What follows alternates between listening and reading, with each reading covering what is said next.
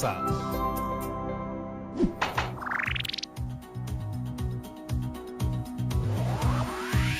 Hola, hola, muy buenos días a todas y todos. Mi nombre es Patricia Barreto y les doy la bienvenida una vez más a Aprendo en Casa, una iniciativa del Ministerio de Educación pensada para que podamos seguir descubriendo el mundo sin tener que salir de nuestros hogares. Como ustedes ya saben, este programa está dirigido a todos los estudiantes de quinto y sexto grado de primaria, pero pueden invitar a todos sus familiares en casa, a los que los acompañen, ya que así pasaremos un mejor momento para aprender y será mucho más divertido. No olviden que antes de comenzar deben tener a la mano sus cuadernos, sus hojas de reuso, un lápiz o lapicero para tomar sus apuntes. ¿Están listos? ¡Perfecto! Aquí vamos. En los últimos días hemos ido aprendiendo acerca de los recuerdos para completar nuestro reto principal de estas 2 semanas, seleccionar y compartir anécdotas y experiencias de nuestra familia y comunidad. Pensando en ello, elaboramos una lista de actividades. ¿Las recuerdan? Muy bien, aquí la tenemos. Veamos. Hasta ahora hemos aprendido cómo se forman los recuerdos. Leímos acerca de la relación entre los recuerdos y las emociones. Recopilamos y organizamos recuerdos en una línea de tiempo. Reconocimos los cambios producidos en los objetos a través del tiempo y compartimos los recuerdos familiares en relación con ellos. Recordamos algunas experiencias familiares para contarlas oralmente. Elaboramos decoraciones usando patrones geométricos y apreciamos una obra artística que recordamos. ¡Wow! Hemos hecho un montón de actividades muy interesantes. La actividad que realizamos ayer nos ha permitido activar nuestros recuerdos a través de la apreciación de algunas obras artísticas.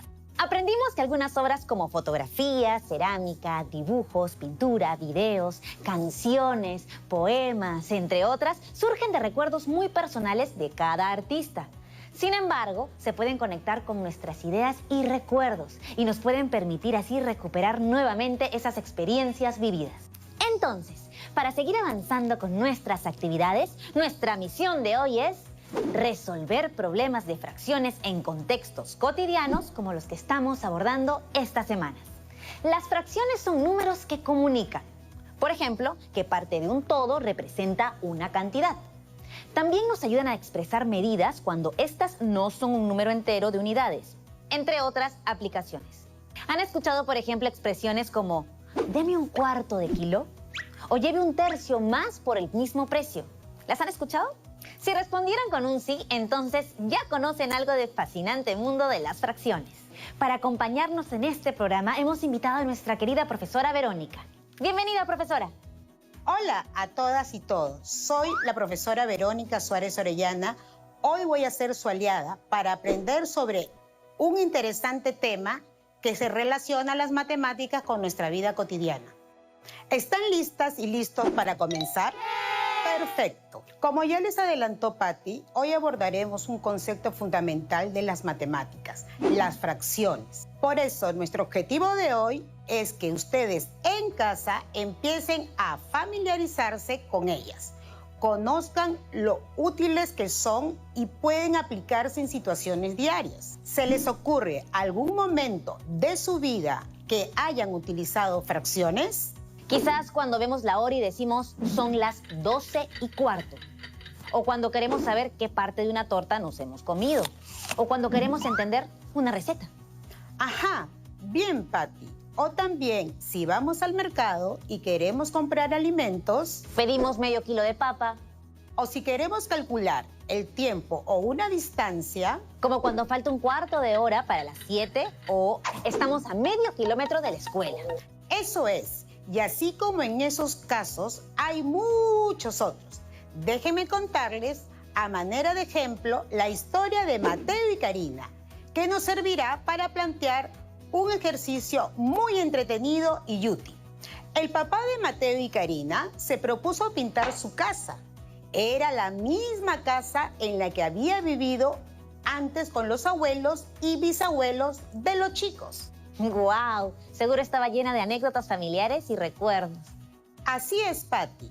De hecho, el papá les contó que cuando él era niño, ayudó al abuelo a pintar la fachada y que ese era uno de los momentos que más atesoraba en su memoria.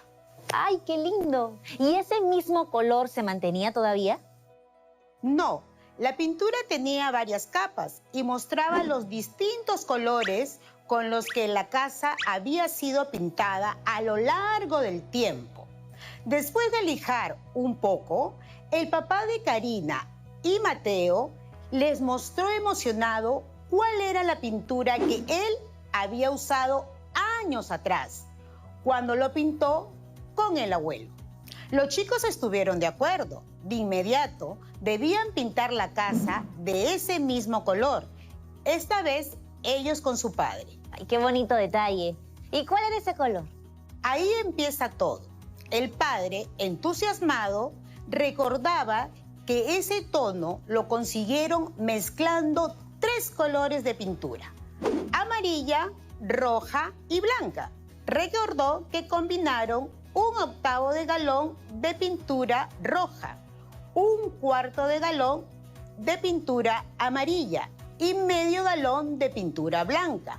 Lo que Karina y Mateo quieren calcular es cuántos galones obtendrán de esa mezcla. Ajá. Hay que averiguar cuántos galones de pintura salen al combinar esas cantidades. Pero, profesora, creo que para que los chicos y chicas tengan todo mucho más claro y saquen sus propias conclusiones, ¿podría explicarnos primero lo que es el galón? Claro, Patti. En el Perú, para medir la mayoría de líquidos, usamos los litros. 1 litro es la cantidad de líquido que puede contener un recipiente como este. Es así que encontramos frascos con 1 litro de leche, 2 litros de jugo o 5 litros de agua. Pero para algunos productos o sustancias como la gasolina y la pintura, suele utilizarse otra unidad. Esta es el galón. 1 galón equivale a un poco menos de 4 litros, aproximadamente a unas 3 unidades 8 décimos de litros. Perfecto, profesora. Ahora sí creo que quedó claro qué es un galón y qué cantidad representa en litros. Muy bien, entonces ahora volvamos a ayudar a Karina y Mateo. Su papá dijo que necesitaban 1/8 de galón de pintura roja. Para obtenerlo, lo que debemos hacer es tomar 1 galón de pintura roja y dividirlo en 8 partes iguales. Cada una de esas partes equivale a 1/8 de galón. ¡Qué sencillo, profesora! Y para comprenderlo mejor, podemos representar esta relación usando un dibujo, por ejemplo, barras o rectángulos. Mira, Patti, en este caso, la barra grande representa 1 galón de pintura. Ah, ya entiendo. Si dividimos ese rectángulo o barra en 8 partes iguales, cada una de ellas representará una parte, es decir, 1/8 de galón. ¡Excelente! Ahora veamos qué representa cada número de esa fracción. En la fracción 1/8, al número 1 se le denomina numerador y al número 8 se le llama denominador. El denominador indica la cantidad de partes iguales en que se divide un total. Por eso dividimos la barra en 8 partes iguales. El numerador indica cuántas de esas partes se toman o consideran. Por eso, 1/8 se representa por uno solo de esos cuadraditos. Genial, profesora. Entonces, mientras el denominador nos indica la cantidad de partes en que hemos dividido un total, el numerador nos sirve para expresar cuántas de esas partes estamos utilizando o considerando. Muy bien dicho, Patti. Nota además que la totalidad o unidad se representa siempre con el número 1. Por ejemplo, si sumamos 1/8 más 1/8 más 1/8, hasta el último de ellos tendríamos 8/8. Así es, y 8/8 será nuestro todo, total o unidad. Para que se entienda esto un poco mejor, les haré unas preguntas muy sencillas. ¿Cuántos panes ves? Fácil, profesora. Veo 2 panes. Y ahora, Veo solo un pan. Y ahora, Profesora, veo medio pan. exacto, mientras una fracción representa una parte del pan, el número 1 representa a todo el pan. Perfecto, ahora creo que nos quedó bastante más claro. Recordemos la historia de Karina y Mateo y lo que dijo el papá. ¿Cuánto de pintura amarilla necesito para la mezcla? Claro, a ver, el papá de Karina y Mateo dijo que necesitaban 1/4 de galón de pintura amarilla. Eso significa que deberíamos dividir 1 galón de pintura de ese color en 4 partes iguales. Cada balde pequeño representaría 1/4 de galón. Bien, Patti, estás muy atenta, al igual que todas las chicas y los chicos que están en casa. Y, representando esto con una barra, dividiríamos esta en 4 partes iguales. Así. Maravilloso. ¿Recuerdas cómo representamos en el dibujo a 1/8? Sí, era una parte más pequeña. Así es. Cuando representamos gráficamente a las fracciones, podemos compararlas más fácilmente. Sí, y es muy útil, porque por ejemplo de pequeña yo pensaba que 1/8 era más grande que 1/4, pero con este tipo de gráficos podemos darnos cuenta muy fácilmente de que es al revés. Así es, Patti. Y no te preocupes, porque lo que creías de niña es muy común. Normalmente suele haber esa confusión, porque en lugar de 1/4 y 1/8 se comparan los números 4 y 8. Ah, claro. 8 es mayor que 4, pero 1/8 es menor que 1/4. ¿Recuerdas que en un programa hablamos de repartir un pastel? Sí, pastel.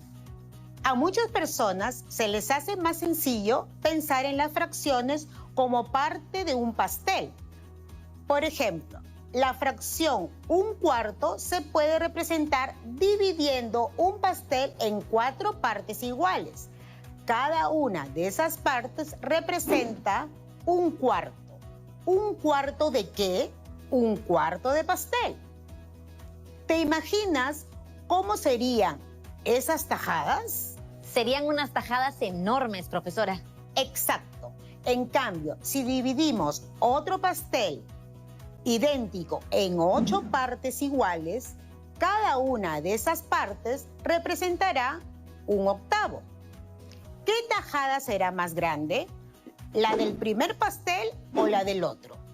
Ah, ya veo. La que representa 1/4 de pastel es más grande porque al dividir la torta en menos partes, estas son más grandes. Exactamente. Ahora tengo una pregunta para ustedes en casa, retomando nuestro problema de la pintura. ¿Qué es mayor, 2/8 de galón o 1/4 de galón? Usemos nuevamente nuestras barras para responder a la pregunta. Como vemos, 1/8 de galón es uno de los cuadraditos. En cambio, 1/4 de galón está representado por 2 de esos cuadraditos.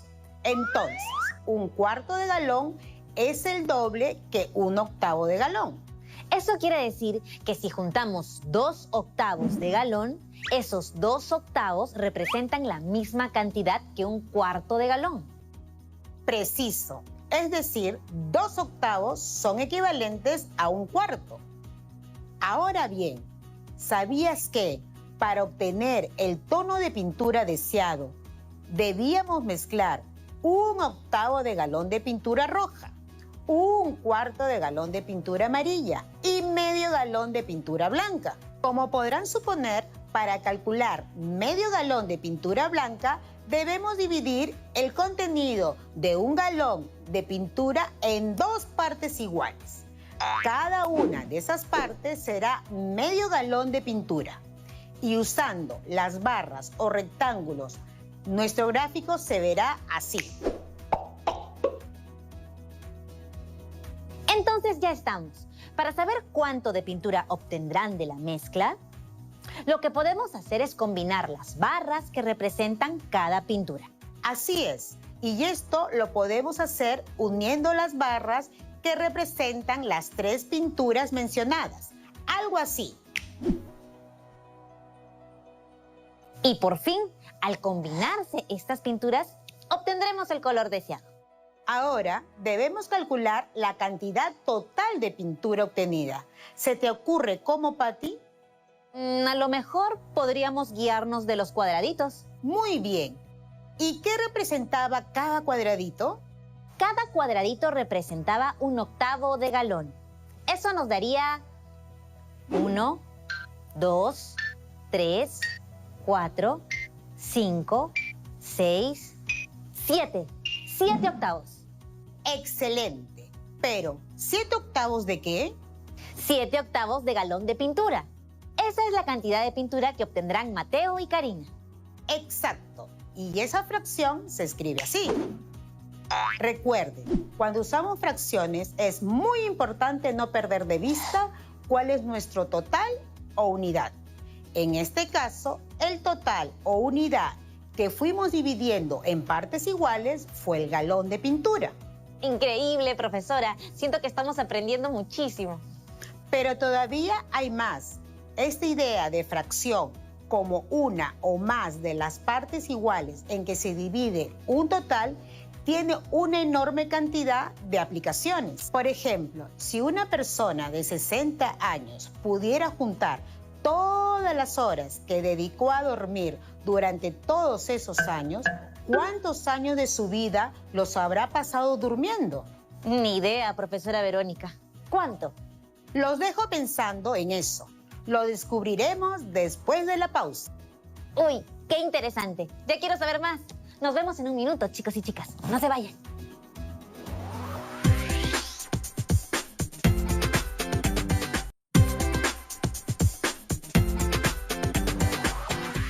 Ya estamos de regreso.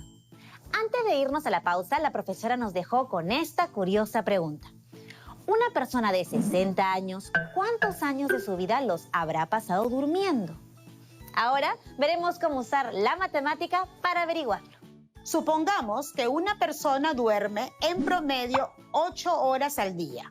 Entonces, una persona que tiene 60 años, ¿cuántos años de su vida los habrá pasado durmiendo? ¿Habrá dormido por años enteros? Ay, no me había puesto a pensar en eso. Así es, y seguro que nosotros también ya llevamos acumulados varios años de sueño. Pero bueno, vamos a hacer el cálculo. Déjenme decirles que hay por lo menos 2 formas de resolver este problema y una de ellas es más compleja.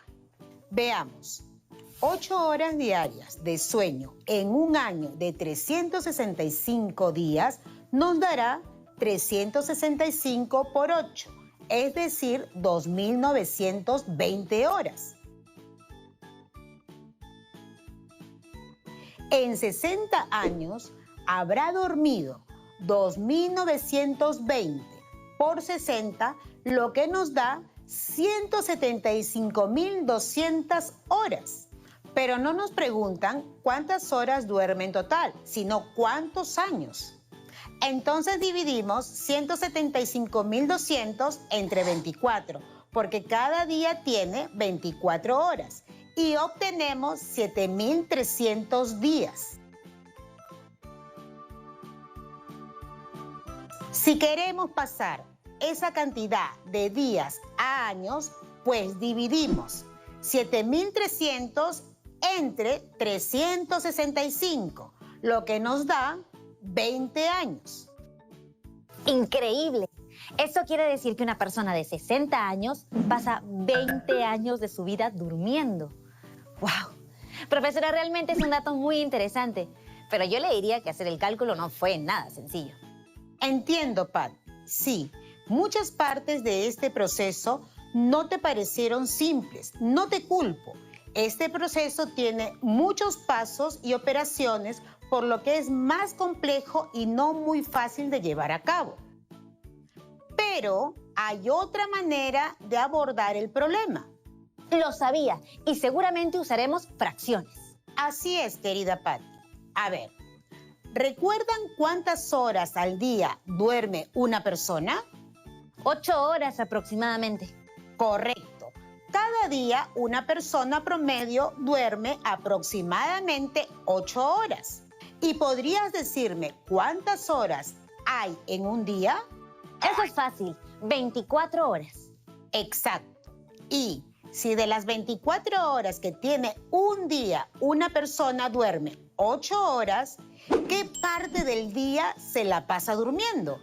Pues si en un día hay 24 horas, en esas 24 horas hay 3 grupos de 8. Es decir, 8 horas representa la tercera parte de un día. Entonces, ya estamos. Cada día las personas dormimos en promedio la tercera parte del día. Volviendo a la persona de nuestro ejemplo, podemos decir que en 60 años habrá dormido la tercera parte de 60, es decir, 20 años. ¡Asombroso, profesora! Al usar el concepto de fracción, hemos llegado a la misma respuesta que con el razonamiento anterior, pero muchísimo más rápido y sin hacer tanto cálculo. ¿Lo ves, Patty? Entender las fracciones es útil en muchas situaciones, sobre todo porque mucha información en nuestra vida diaria se expresa a través de ellas. Por ejemplo, pensemos en las ofertas del mercado. Imagina que tienes 2 productos con el mismo precio, calidad y contenido, pero en uno de ellos viene gratis un tercio más, mientras que en el otro te ofrecen un cuarto más gratis también. ¿Cuál de los dos te conviene comprar? Creo que para averiguarlo usaré las barras nuevamente, profesora. Me parece una gran idea.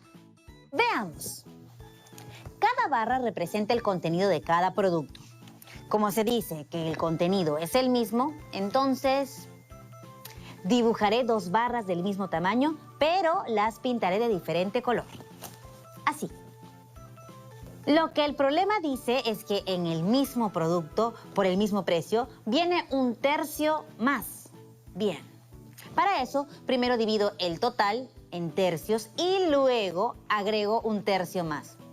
Eso lo podemos graficar así.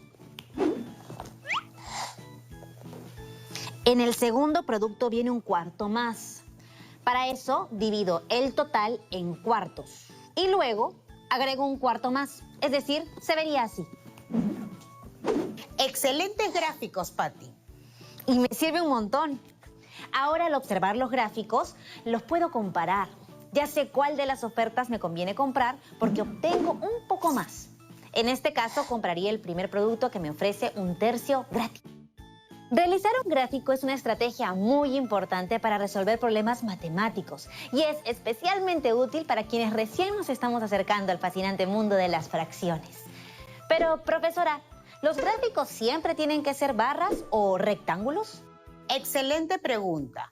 Y la respuesta es no. También podemos usar otros tipos de gráficos muy parecidos a los que hemos hecho antes al pensar. Por ejemplo, en un pastel, déjenme mostrarles con una nueva situación. En una encuesta se entrevista a 30 personas, de las cuales 2/5 respondieron que habían leído en el último mes. ¿Cuántos de estos encuestados leyeron un libro en el último mes? Primero dibujaremos un círculo. Este círculo representará a los 30 encuestados. Ahora lo dividiremos en 5 partes iguales. Cada parte será un quinto. Creo que entiendo. Lo siguiente que debemos hacer es repartir los 30 encuestados en cada una de esas partes. Exacto. Si repartiéramos a estas 30 personas en cada una de esas partes, de modo que en cada una haya la misma cantidad, ¿cuántas personas habría en cada parte? Bueno, puedo dividir. 30 entre 5 es 6. Así que cada una de esas partes entran 6 encuestados. Y como cada parte es un quinto serían 6 personas y los 2/5 serían 12 personas. 12 personas leyeron un libro en el último mes. Genial, Patty. Chicas y chicos, para terminar, solo quiero enfatizar en un concepto clave. Y esto es que dos fracciones que se escriben diferente pueden tener un mismo valor. Eso ya lo vimos aquí con los galones. Recordemos. Cierto, 2/8 es igual que 1/4. Estrictamente no son iguales, Patti. Cuando tienen el mismo valor, lo más correcto es decir que son fracciones equivalentes. Sobre las fracciones equivalentes, aún hay mucho que decir. Sirven, por ejemplo, para comparar, sumar o restar fracciones. Pero eso lo veremos con calma en futuros programas. Por ahora, antes de irme, les dejo un resumen con algunas ideas claves acerca de las fracciones. En una fracción, el número de abajo, es decir, el denominador, indica la cantidad de partes iguales en que se divide un total. El número de arriba, es decir, el numerador, indica la cantidad de esas partes que se toman o consideran. Una buena forma de resolver problemas de fracciones y comprenderlas es utilizar un gráfico. Este puede tener diferentes formas, pero debemos buscar siempre la más fácil de representar. Podemos también calcular una fracción de un número como los 2/5 de 30. Para ello, basta repartir el número en 5 partes iguales y tomar 2 de ellas. Así, 2/5 de 30 es 12. Finalmente, aprendimos que dos fracciones que se escriben diferente tienen el mismo valor, como 2/8 y 1/4, y se llaman fracciones equivalentes. Estupendo, profesora. Ese ha sido un gran resumen. Muchísimas gracias. Gracias a ti y a todas y todos los chicos que nos ven. Hasta pronto. Nos vemos. ¡Wow! Este ha sido un programa genial. Las fracciones pueden parecer un desafío para muchas personas, pero gracias a lo que hemos aprendido el día de hoy podemos ir conociéndolas mejor. Además, podemos profundizar lo aprendido realizando las actividades propuestas en el cuaderno de trabajo Matemática 5 de las páginas 43 a la 49. Seguramente en los próximos programas podremos ir aprendiendo más sobre ellas. Ahora me toca decir hasta pronto. Recuerden compartir sus trabajos con sus profesores, compañeros y compañeras y no olviden colocar fecha y título para archivarlos en sus portafolios. Y sobre todo, pongan en práctica lo aprendido. Muy bien, ahora sí, corriendo, a lavarse las manos y a desinfectar todo con mucho cuidado. Nos vemos en nuestra próxima actividad. ¡Chao, chao!